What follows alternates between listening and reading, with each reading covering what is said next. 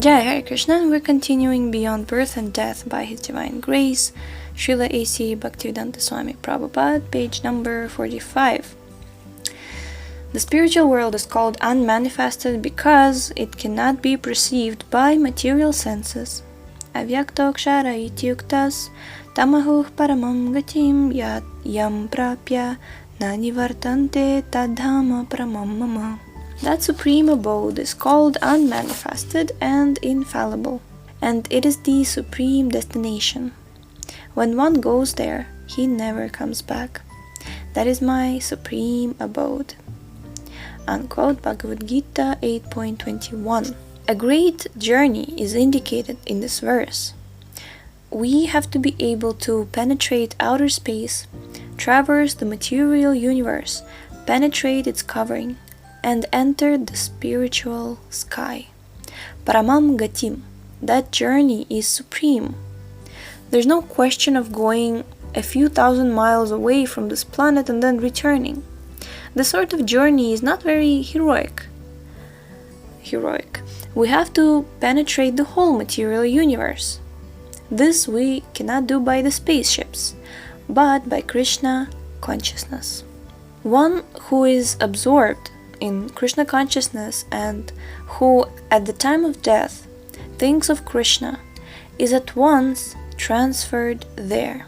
If we at all want to go to that spiritual sky and cultivate eternal blissful life full of knowledge, we will have to begin now to cultivate a Satchitananda body. It is said that Krishna has a Satchitananda body. Ishvara Paramah Krishna Satchitananda Vigraha. And we also have a similar body of eternity, knowledge and bliss.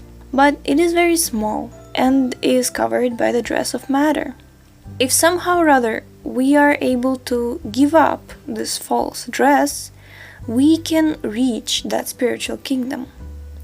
If once we can attain that spiritual world, return is not necessary. Yam prapya na nivartante. Everyone then should try to go to that Dhama Paramam, Krishna's supreme abode. Krishna himself comes to call us, and he gives us literatures as guidebooks and sends his bona fide representatives. We should take advantage of this facility given to human life. For one who reaches that supreme abode, penances, austerities, yogic meditations, and so on are no longer required, and for one who does not reach it, all penances and austerities are a useless waste of time. The human form of life is an opportunity to get this boon, and it is the duty of the state, of the parents, teachers, and guardians to elevate those who have acquired this human form of life, to attain this perfection of life. Simply eating, sleeping, mating, and quarreling like cats and dogs is not civilization. We should properly utilize this human form of life and take advantage of this knowledge to prepare ourselves in Krishna consciousness, so that 24 hours of the day we will be absorbed in Krishna, and at death at once transfer to that spiritual sky. Purushah sah parah partha bhaktya labhyas tvananyaya yasyantah sthani bhutani yena sarvam idam tatah. Quote, the Supreme Personality of Godhead, who is greater than all, is attainable by unalloyed devotion. Although he is present in his abode, he is all-pervading, and everything is situated within him. Unquote, Bhagavad Gita 8.22. If we are at all interested in reaching that supreme abode, the process as indicated here is bhakti. Bhaktya means devotional service, submission to the Supreme Lord. The root word for bhakta is bhaj, which means service. The definition of bhakti given in the Narada Pancharatra is freedom from designation. If one is determined to get out of all the designations that are attached to the pure spirit soul, and which rise due to the body, and are always changed when the body is changed, one can attain to bhakti. Bhakti is realizing that one is pure spirit and not matter at all. Jai. Our real identity is not this body, which is simply a covering of the spirit, but our real identity is Dasa, servant of Krishna. When one is situated in his real identity and is rendering service to Krishna, he is a bhakta. Hrishikena Hrishikesha Sevanam. When our senses are free from material designations, we will utilize them in the service of the master of the senses, Hrishikesha or Krishna. As Rupa Goswami points out, we have to serve Krishna favorably. Generally, we want to serve God for some material purpose or gain. Of course, one who goes to God for material gain is better than one who never goes. But we should be free from desire for material benefit. Our aim should be to understand Krishna. Of course, Krishna is unlimited and it is not possible to understand him, but we have to accept what we can understand. Through receiving knowledge in this way, we should know that Krishna is pleased and we should serve him favorably according to his pleasure.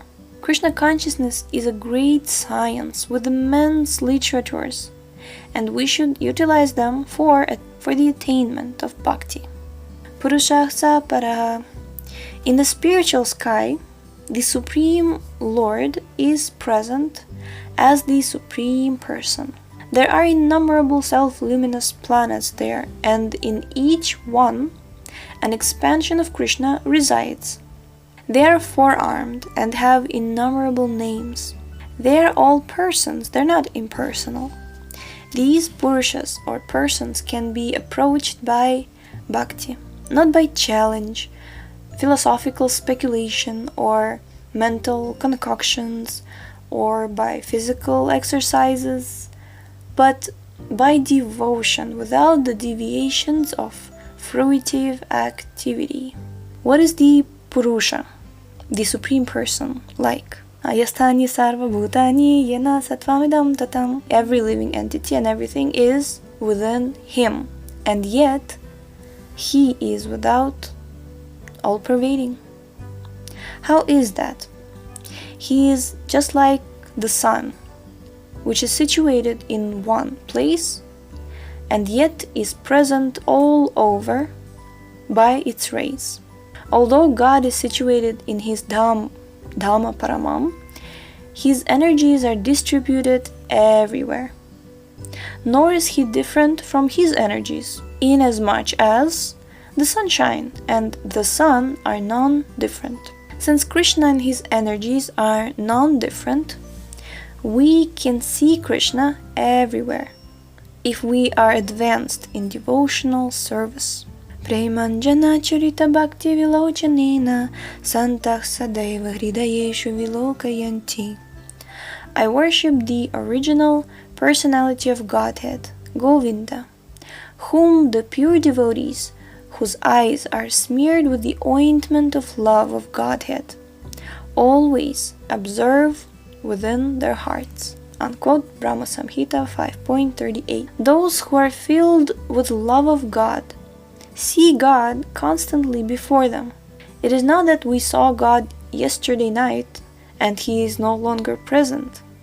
No, for one who is Krishna conscious, Krishna is always present, and can be perceived constantly. We simply have to develop the eyes to see him. Due to our material bondage, the covering of the material senses, we cannot understand what is spiritual, but this ignorance can be removed by this process of chanting Hare Krishna. How is that? A sleeping man may be awakened by sound vibration. Although a man may be, for all intents and purposes, unconscious, He cannot see, feel, smell, etc. The sense of hearing is so prominent that a sleeping man may be awakened by sound vibration. Similarly, the spirit soul, although now overpowered by the sleep of material contact, can be revived by this transcendental sound vibration of Hare Krishna, Krishna Krishna, Hare Hare, Hare Rama, Rama Rama, Hare Hare. Hare Krishna is simply an address to the Supreme Lord and His energies. Hare means energy and Krishna is the Supreme Lord. So when we chant Hare Krishna, we are saying, O energy of the Lord, O Lord, please accept me. We have no other prayer for acceptance by the Lord. There is no question of praying for daily bread, for the bread is always there. Hare Krishna is but an address to the Supreme Lord, requesting Him to accept us. Lord Chaitanya Mahaprabhu himself prayed, Ainanda tanuja kinkaram patitam vishami bhavam budau kripaya tava pada pankaja stitaduli sadrisham vichintaya. Quote, O son of Maharaja Nanda, I am your eternal servitor, and although I am so, somehow or other, I have fallen in the ocean of birth and death. Please, therefore, pick me up from this ocean of death and fix me as one of the atoms of your lotus feet. Unquote, Shikshashtakam number 5. The only hope for a man fallen in the middle of the ocean is that someone will come and pick him up. If someone just comes and holds him but a few feet out of the water, he is immediately relieved. Similarly, if we are somehow lifted from the ocean of birth and death by the process of Krishna consciousness, we are immediately relieved. Jai. Thank you so much for tuning in today. Jai. So we shall see you in the next episode. The link to this book is in the description. Highly recommend. Hare Krishna.